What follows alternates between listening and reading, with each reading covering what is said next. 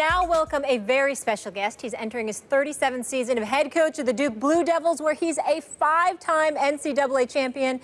We welcome Mike Krzyzewski to the show. Coach, thank you so much for being with us. No, it's an honor. I actually watched the show, and I have critiques of Stephen A. Oh, please, feel free he to never share wants them to with hear us. it. He never wants to hear it.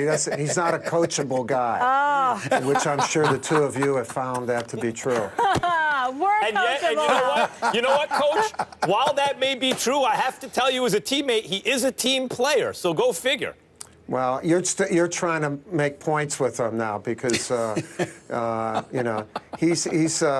know, but he's got talent, so we'll put up with him. Yes, exactly. Exactly. Speaking of talent, Coach, I want to start with you here. We talked about the Warriors losing to the Spurs last night earlier in the show. Obviously, you've coached most of the Warriors stars during the Olympics. How do you think KD is going to fit in with Golden State when things get going?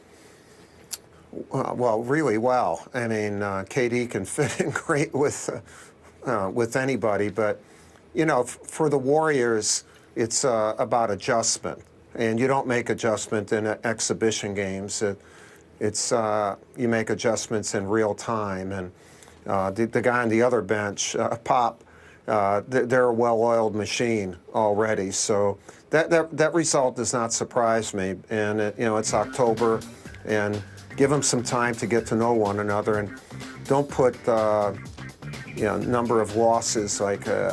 An over and under about how many losses and how many wins they're going to get. Let them develop into a team because KD is.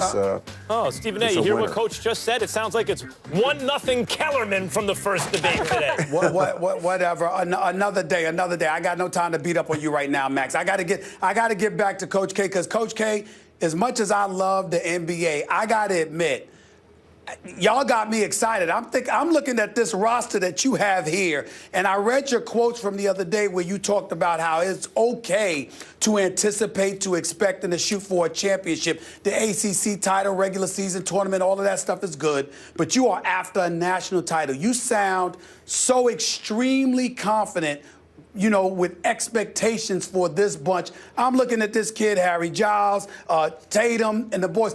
Talk to me about your team. It looks like you've got one special roster this year. Well, we have a chance to be really a special group. We have to get healthy. Jason had a minor setback yesterday. Yeah. We don't think it'll take much time, but Harry's been away from the game for a year. And but we have other really good players. And, you know, Stephen, I'm going to be doing this for a while, but not that much longer. The only thing I want us to be able to do is win a national championship and to play the game the right way. And I don't want to be led down the wrong path if we are able to win other things where that's the accomplishment. I don't want that to be the accomplishment or the disappointment. I want us to be at our best in March and hopefully have a chance to play for the national championship in April. If we're not able to do that, we'll be really disappointed, but at least we set our sights on a goal that is achievable. Coach, I just did 5.5 years in L.A. doing local radio with Marcellus Wiley and also Sports Nation, and that town is starving for a Lakers team that they can get behind, especially for a signature star on the Lakers. What kind of player do the Lakers have in Brandon Ingram? They have a special player, and the one thing about him is he can't be positioned. Don't play him at a 3 or a 4 or a 2. And what they'll have to figure out, I think, is how he can have the ball in his hands, not just to be a catch-and-shoot guy or get it and now score, but to make plays. He's a basketball player, and a really good basketball player, and has a great feel for the game. He can impact the game in a number of different ways, and I think as he learns about the NBA and they learn about him, his growth potential is huge. Coach, again, back to your team. Grayson Allen, that's a name that comes to mind. Right. This is a guy that's one of the best guards in college basketball, maybe the best two guard in the nation. And I remember he took some heat, for things pertaining to his behavior. I'm like, he's a young kid. He's going to make mistakes, but I love his fiery attitude. I love his go-get-it mentality. I had the pleasure of talking to J.J. Redick about him when he came to his defense. Talk to me about this kid, the maturation process that has taken place with this kid. He seems to be bright. He's obviously very, very talented. And what you're looking for from him this year, because I think he can be big time. Yeah, I think he's one of the best players in the country and one of the most explosive scorers. He hates to lose. And, as he matures as a basketball player, sometimes that hating to lose can manifest itself in some mistakes. He made a couple of those mistakes last year, but he made a lot of great plays and did a lot of good things, too. Stephen A., he made a great comment about a month ago to our media. He said, I made mistakes last year. It would be the biggest mistake would be if I didn't learn from those mistakes. And so he's learned from them. He's gotten better, and he needs to put that in the past and concentrate on what we're doing as a team, and he's going to be as important a guy as we can have. I love the kid. He's going to graduate in 3 years. He's an academic All-American, and I'd take him on my team anytime.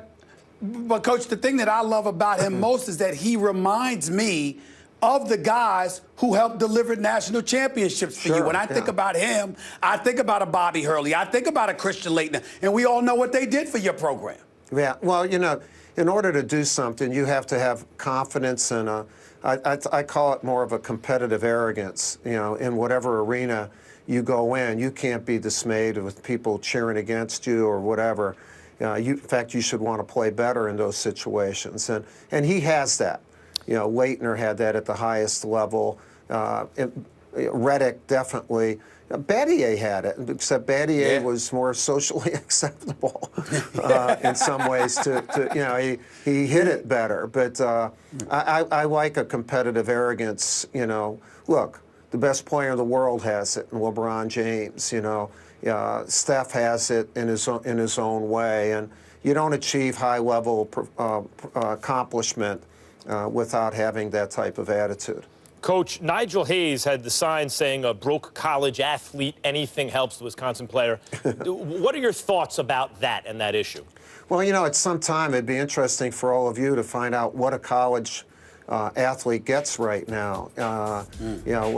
Compared to a few years ago, it's unbelievable. The cost of attendance, you can help pay their insurance, you can give them clothing, you can do a whole bunch of things. The cost of really doing something with an athlete, like at Duke, all the stuff that we end up doing for them is well over $100,000 a year per player, and much more than the scholarship.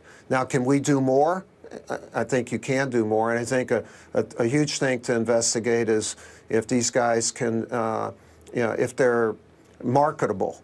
How do you handle that? I think people are going through that in the NCAA with some of our Olympic athletes and other sports, that they become so marketable in what they're giving up as in order to play in college. And we should keep advancing. We should keep advancing and helping. But I'm sure Nigel's just he's being fed. While we're on the subject of amateurism, given what just is going on with Rick Pitino now, how concerned are you that, if the buck stops here, if you have that mentality of not knowing something that might be going on in your program that isn't kosher?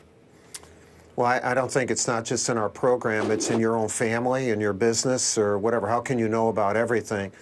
What you want to do as a leader, whether you're the leader of a family, a business, or whatever, is to try to create an environment where there are checks and balances by all the people on your team. And obviously, in Rick's case, there was a member of his team that, went out of the box, and he's acknowledged that. And but that's what you try to do, is you try to maintain a climate that's conducive to doing it the right way by all levels of people.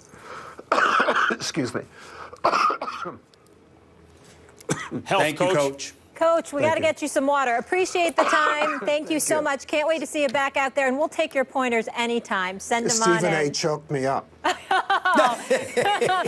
does that. He does it to the best of us. Coach, thanks. Thanks, Thank you. Coach. Thank you.